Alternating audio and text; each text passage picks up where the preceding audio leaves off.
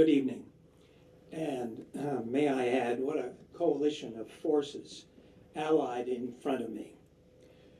For a fuller introduction to tonight's speaker, may I refer you to the program notes.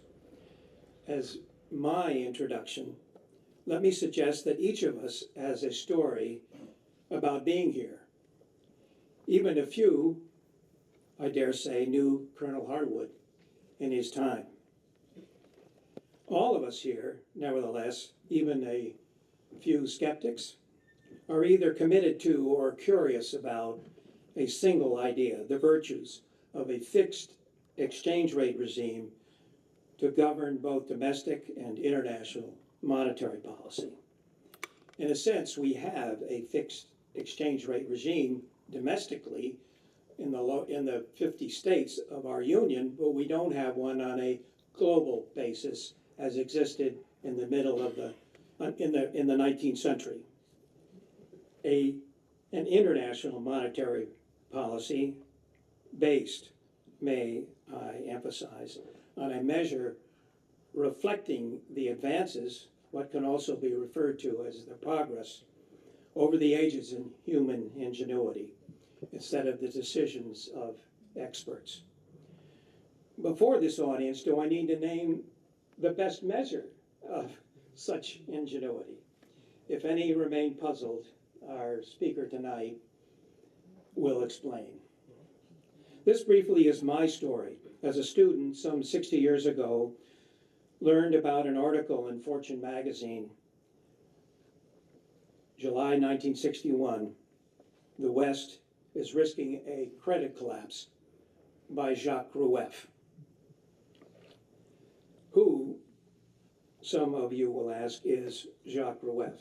For an up-to-date who's who, none better, I suggest, than an online comment by Larry White, an advisor to the Sound Money Project here, The End, just published, The End of Bretton Woods, Jacques Rueff, and the Monetary Sin of the West. As a quick snapshot, Rueff was the architect of the French government's policies under de Gaulle in the late 60s to convert the dollars then accumulating in the French central bank into gold. As a correspondent for Time, I then met Jacques Rueff on a number of occasions in the early 70s when he would come here to the United States. In 1975, as a guest of the Mont Pelerin Society at its meeting in Hillsdale, I witnessed Jacques Rueff take issue with none other than Milton Friedman and the floating exchange rate regime that had already emerged in the international monetary system, even before the Nixon shock and the closing of the gold window that occurred now 50 years ago tomorrow. As a friend of the Sound Money Project that Will referred to, then with Atlas Network, meeting Judy Shelton for lunch at Gill and Hers farm on the northern neck of Virginia, this time 8 years ago. And then subsequently attended the Sound Money Project event to launch its publication of, this is my principal prop, Notes on the Establishment of a Money Unit by none other than Thomas Jefferson, the foreword to which she had written. When 4 years later, the Sound Money Project moved from Atlas Network, learning about the American Institute of Economic Research. Some 2 years later, now 2 years ago, learning of the prominent mention of Jacques Rueff in the October 1980 issue of AIER's Economic Bulletin, Plans to Revive the Gold Standard. Converging in my story, I suggest, are the ideas of two forceful figures from the previous century, close contemporaries, Colonel Harwood and Jacques Rueff. While conceived separately in the bitter experience of the Great Depression some 90 years ago, their ideas are singular in purpose. While conceived separately, they are singular in purpose. What is now allied here as individuals and the organizations they represent to promote the truth of their ideas is a coalition of what I call forces, a coalition of forces. First, the American Institute of Economic Research, its energy, financial resources, staff, committed to fulfilling the legacy of Colonel Harwood.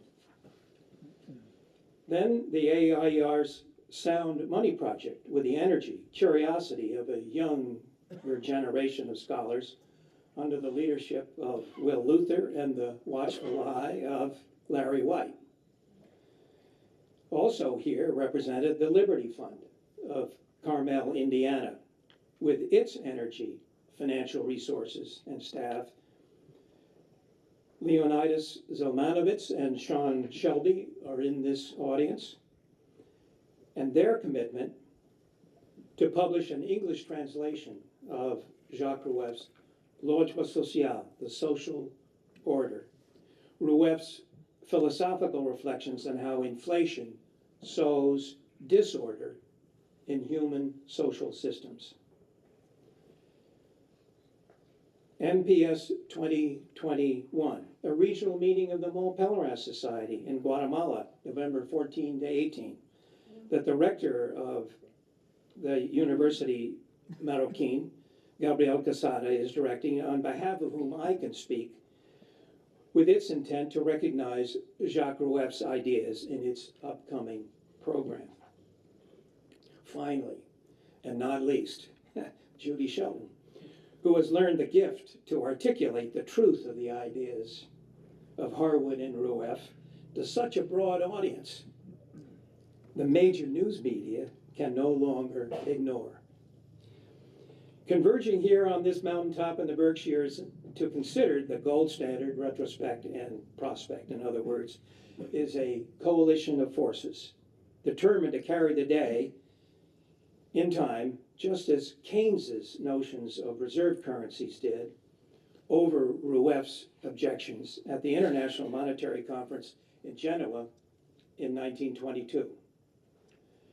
With the necessary cooperation, dare I suggest, of China and Russia, not to mention a broad, disparate range of other nation states and their respective central banks.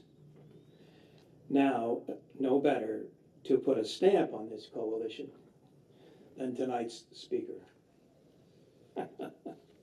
Judy.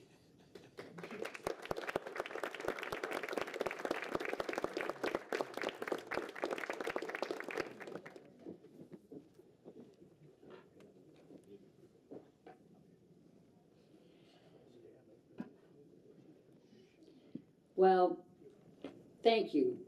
Thank you so much. It is my great pleasure to be here with you.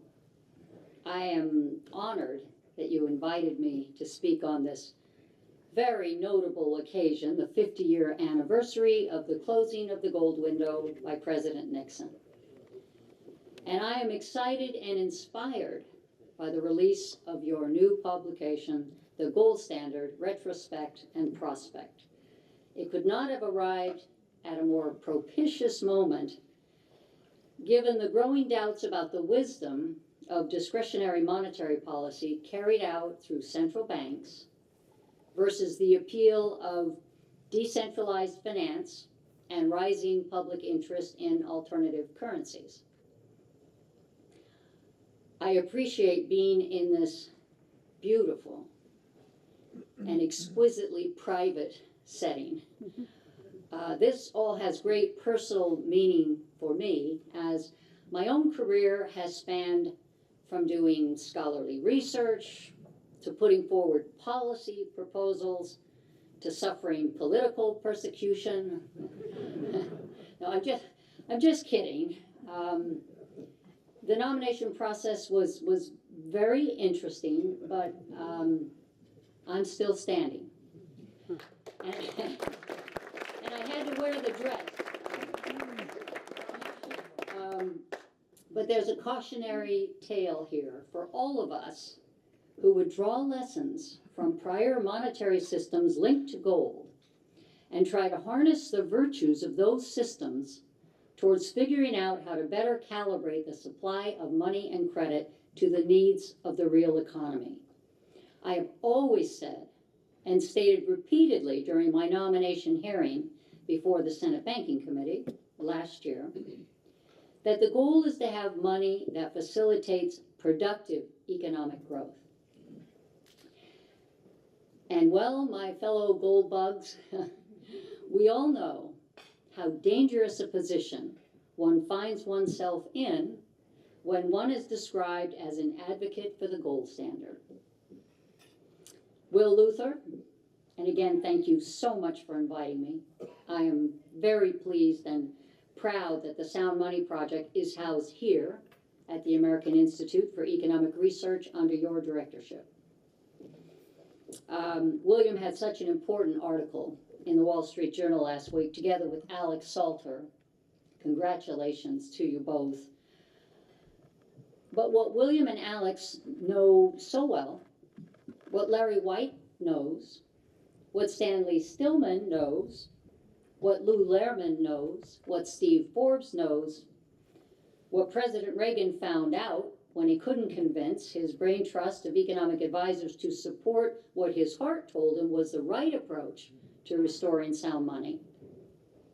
What they all learned is that the mere mention of gold convertibility evokes not only dismissiveness from the academic world, but outright hostility, which is as mystifying as it is ludicrous. Somehow there is this scholarly conceit out there, which is quickly embraced by editorial writers everywhere, except very fortunately at the Wall Street Journal and the New York Sun.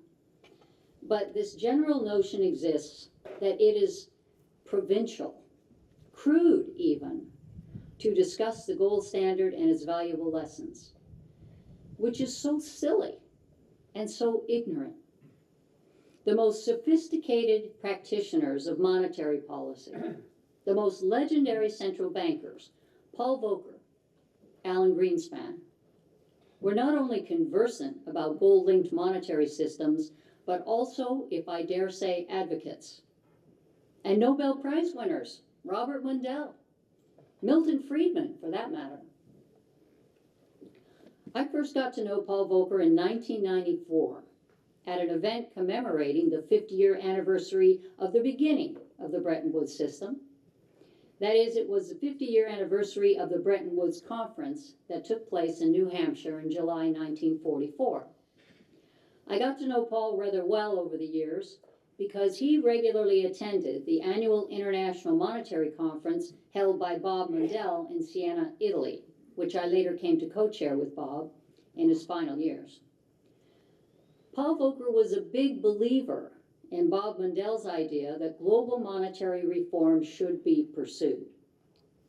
In January 2000, Paul wrote an opinion piece for the New York Times entitled, "Toward a Single World Currency to Level the Playing Field." Here's what he wrote, quote, "My sense is that if we are to have a truly globalized economy with free movement of goods, services, and capital, a world currency makes sense. That would be a world in which the objectives of growth, economic efficiency, and stability could be reconciled," unquote. Paul Volcker was present with Nixon at Camp David on that weekend, 50 years ago today, when the decision was made to close the gold window. He was Treasury Undersecretary for Monetary Affairs at the time. Volcker assumed that it would be a temporary closing, as Nixon said in his speech. Volcker thought the convertibility rate, $35 per ounce of gold, needed to be adjusted upward. He wasn't exactly sure by how much, but he never expected that the Bretton Woods international monetary system would be abandoned in favor of having no international monetary system. And in fact, in 2014, he gave a speech entitled "A New Bretton Woods, with 3 question marks. As far as Alan Greenspan, I've likewise had the privilege of knowing him for decades, with many opportunities to discuss at length with him exactly this topic, the role of gold in calibrating the money supply for optimal economic performance. In fact, when I was finishing up Money Meltdown back in November 1993, I got into a bit of a tiff with Alan Greenspan over wanting to include in my manuscript selected portions of his published writings from the Ayn Rand collection of articles called Capitalism, the Unknown Idea. Turns out, Greenspan personally held the trademark. And as chairman of the Federal Reserve, which he was at the time, he was reluctant to draw undue attention to his 1966 article, which was contained in that volume, and which is entitled Gold and Economic Freedom.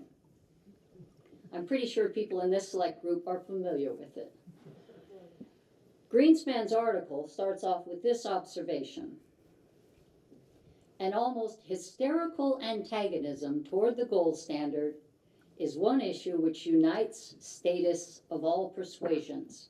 They seem to sense, perhaps more clearly and subtly than many consistent defenders of laissez-faire, that gold and economic freedom are inseparable, that the gold standard is an instrument of laissez-faire, and that each implies and requires the other.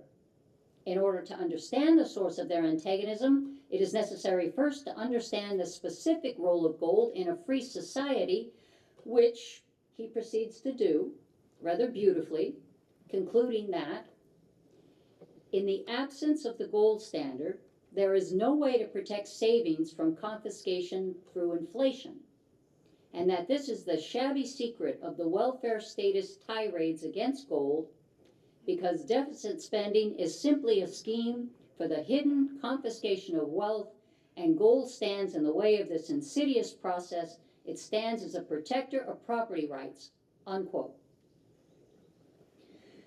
Well, we had quite an animated discussion in his office at the Fed about my wanting to quote him. I said it was important for someone in his position, imperative really, to expound on these views, assuming he still had them, which he assured me he did. But he pointed to his desk and his leather chair and all the computer terminals with bond rates and currency exchange rates and the latest financial market movements hopping around on their screens, covering markets all over the world.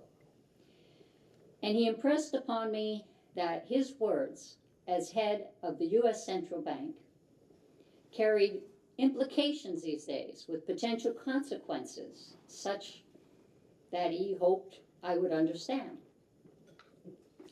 And I kind of did. I ended up telling him that I would paraphrase his prior statements in my book, in the final manuscript, but would provide the exact references in the notes so that anyone could look up the citations and confirm his words. I also told him I would personally deliver the first copy of my book, Money Meltdown, once it was published, to him right there in his office, to which he responded by saying, "Thank you," and then requested that I please cover it with brown paper.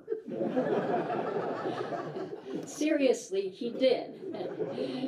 He can be quite witty. He said I shouldn't be walking down the halls of the Fed with a book that says Money Meltdown.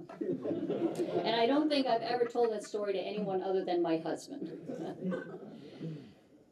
You know, in preparing for this occasion and thinking about what I might say, it's turned out to be a very reflective experience. I found myself digging up old letters and emails to gain perspective. As a postscript to that Greenspan incident, let me share with you an email exchange with Alan that took place much more recently in July 2019, about a week after President Trump had tweeted out his intention to nominate me for the Fed Board of Governors. A particularly nasty opinion article had just come out that morning in the Washington Post entitled, "Judy Shelton is a dangerous pick for the Fed Board."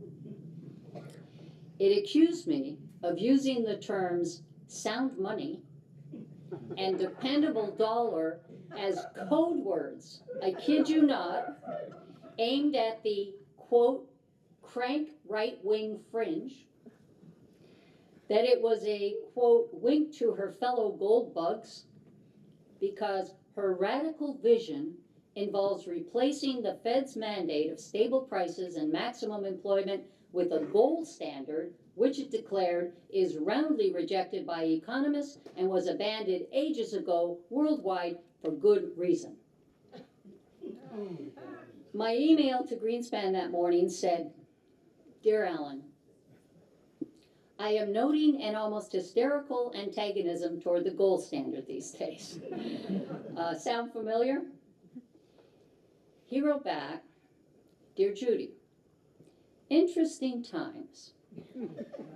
If gold is such a worthless metal, then why does the US government and all other major governments hold so much of it in storage? Best, Alan." Coming from a former chairman of the US Federal Reserve, that would seem to be a rather meaningful observation. What I want to convey is this. Individuals who have actually been in the monetary policy arena at the top levels of central banking do understand the implications of gold in governments, even if it's the rare academic who appreciates the nuances. In that context, I have to mention one other notable exchange. My husband will remember the occasion. We were in Paris, having dinner with Bob Mundell, and discussing a speech that French President Sarkozy had just given, calling for new monetary arrangements on the scale of Bretton Woods. It was October 1, 2008, in the immediate throes of the global financial meltdown as Congress was voting on what emergency measures to take. The day before, the Wall Street Journal had asked me to write a commentary, and they published it immediately with the title, "Loose Money and the Roots of the Crisis." You may recall Greenspan was being widely blamed, demonized, for keeping interest rates too low for too long, even though he had left office more than 2 years earlier. The point I tried to make in my opinion piece was that, look, it's not Greenspan's fault that he was not sufficiently omniscient in managing demand and supply for all forms of money and credit. He wasn't, true.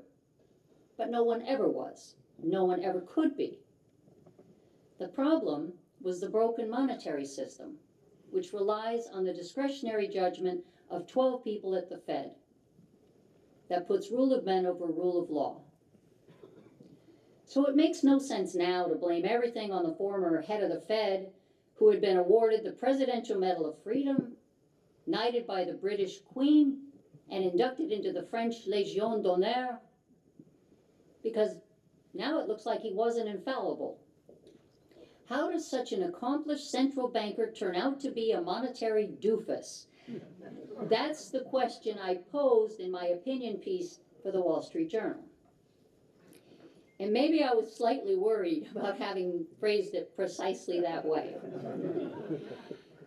So I dashed off an email to Greenspan saying we were with Bob Mundell, wish he could join us in this discussion on possibilities for international monetary reform.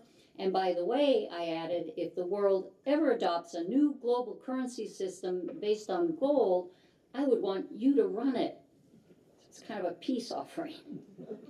To which he emailed back, "Dear Judy, a gold standard is supposed to run itself. Best regards, Alan." I told you he was witty. And hearing that, Bob Mundell let out a huge laugh and clapped his hands. Now, if I seem to be relating these incidents with a certain lightheartedness, believe me, I take them very seriously. That's why I'm sharing them with you here this evening. I think they tap into the essence of what we are dealing with when we attempt to take our scholarly theories and our policy proposals to the ultimate level of political reality. It was Greenspan who had such a revealing response when he was asked on Fox Business News in October 2007, during that interim period after he'd stepped down as Fed chairman, but well before the global financial crisis had hit full bore.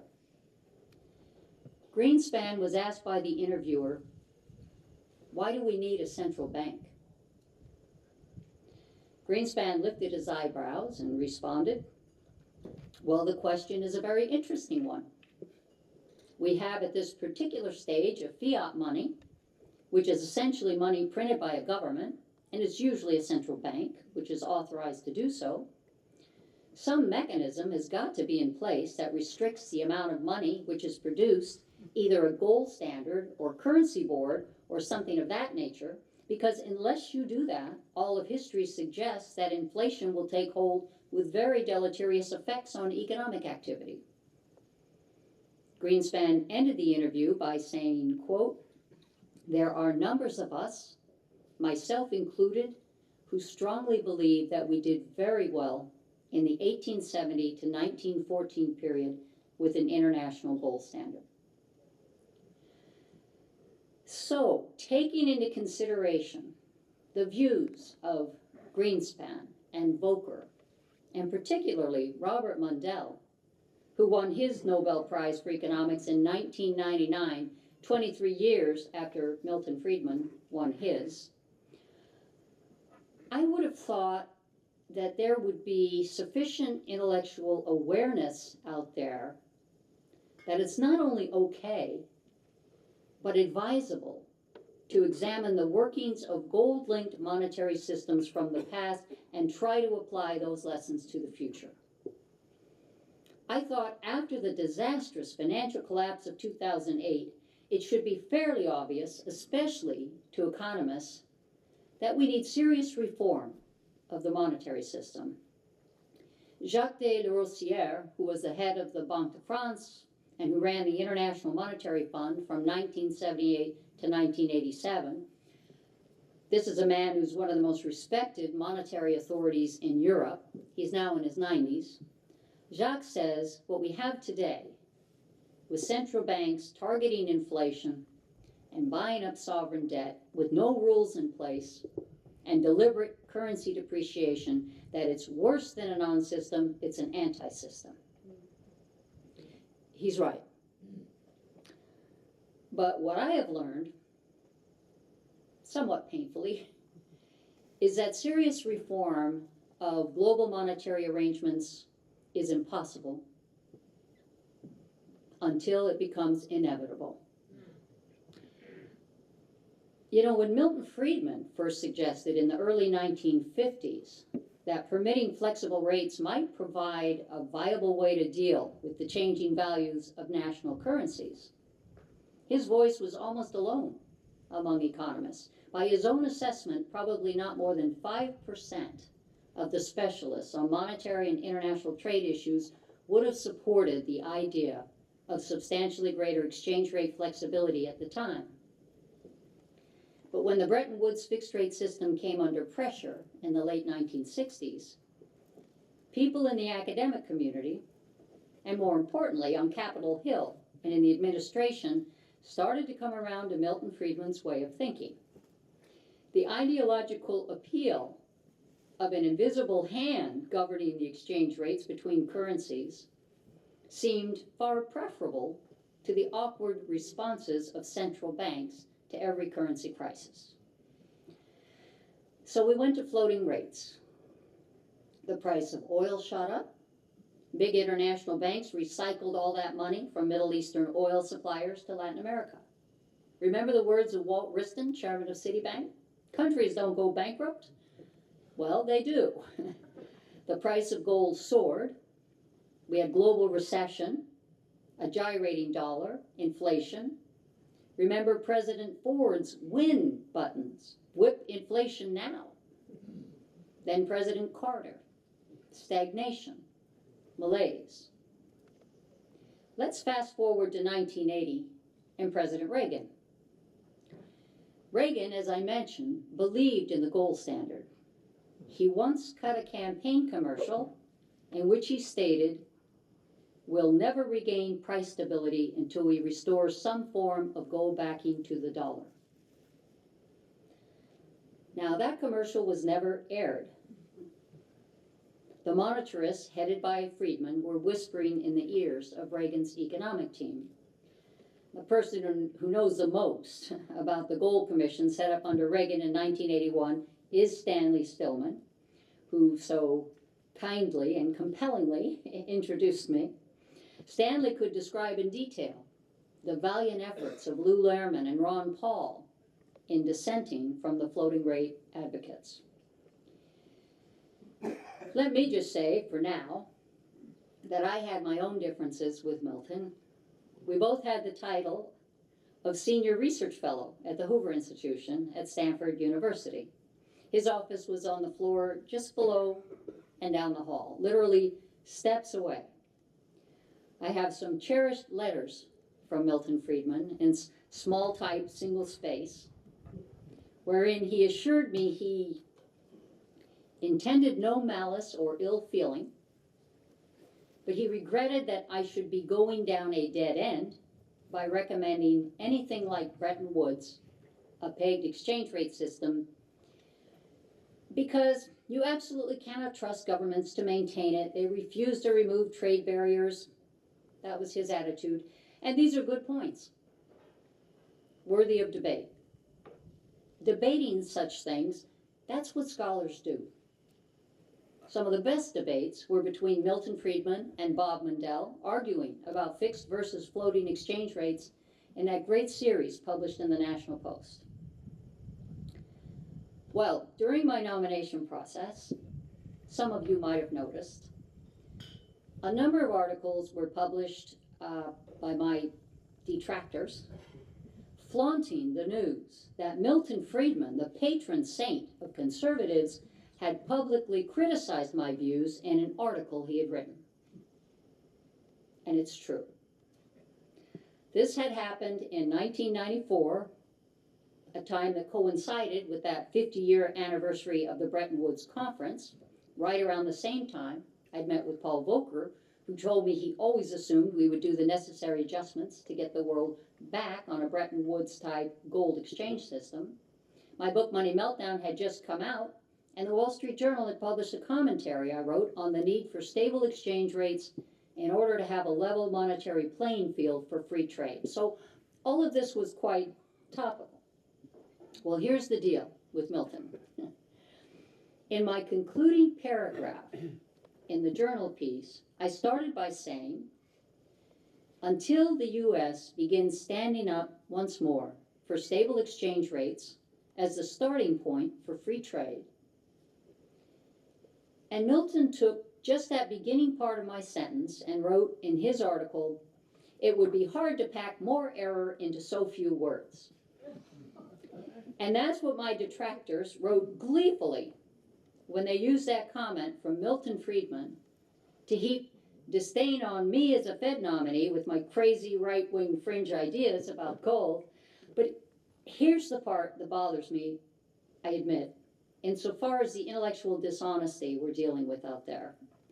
Milton's very next sentence was never mentioned.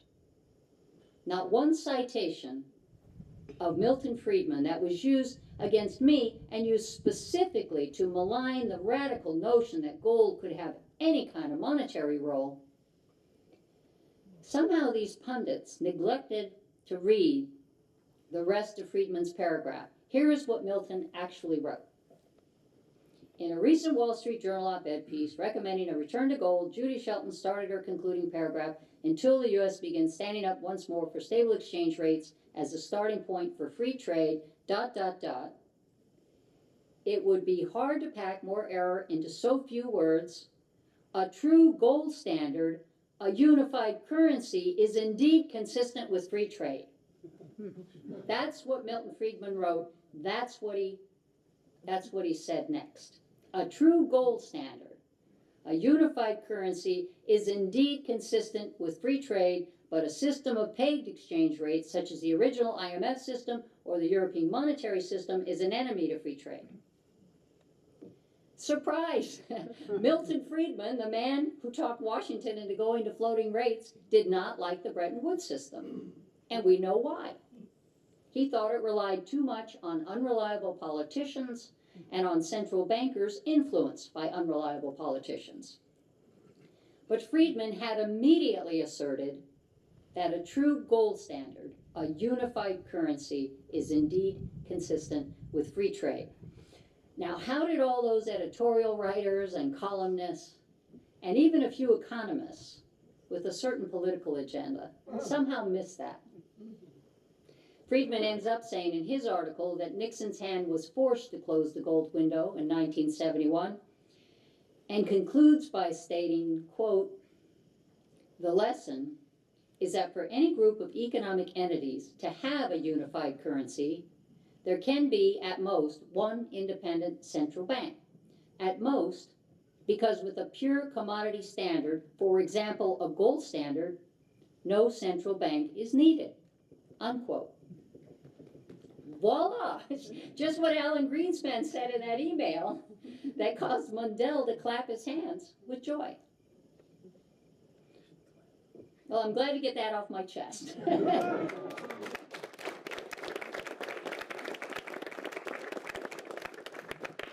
It's really nice to be among friends here. And by the way, a few days ago, I found that old, torn, yellowed copy of the 1994 article I wrote for the Journal. And here's the rest of my own sentence in that closing paragraph. Until the U.S. begins standing up once more for stable exchange rates as a starting point for free trade, the rest of the world can look forward to continued turmoil in currency and financial markets, and that debilitating sense of economic uneasiness that the architects of the post-World War II economic order sought so diligently to avoid. Period. End of article. And you won't be surprised to hear me say that I still stand by that. But why am I telling you these war stories? Why am I highlighting the tensions between theory and reality? Why am I warning about the high reputational stakes involved and the powerful interests? Because it is a war. It's a war of ideas, at times a brutal one. Monetary reform is not for sissies. In closing, let me compliment you once again, all of you who have been involved in bringing your new book to fruition.